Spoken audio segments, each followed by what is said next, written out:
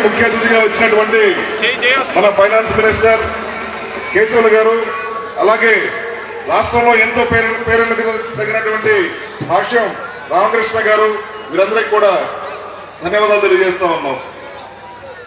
ఇక్కడ జరుగుతున్నటువంటి ఈ కార్యక్రమం సంక్రాంతి అయిపోయినప్పుడు కూడా మన నియోజకవర్గంలో ఈ రోజు కూడా మరో సంక్రాంతి ఇంకా కొనసాగుతూనే ఉంది. అట్లానే ఇక్కడ చూస్తున్నటువంటి ఎద్దుల బండి లాగుడి కార్యక్రమం చూస్తా ఉంటే బండ చూస్తుంటేనేమో జగన్మోహన్ రెడ్డి మోసం చేసినటువంటి రాష్ట్రం గుర్తొస్తా ఉంది. రెండు ఎద్దులుగా ఒకరు పవన్ కళ్యాణ్ గారు మరియు చంద్రబాబు నాయుడు గారు కలిపి లాగుతున్న ఈ రాష్ట్రాన్ని అభివృద్ధి పథంలోకి నడిపిస్తున్నట్టుగా ఉన్నట్టుంది.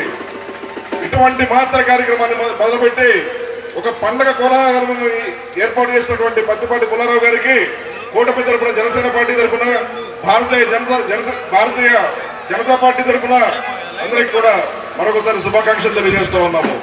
జై జనసేన, జై జనసేన, జై కూటమి.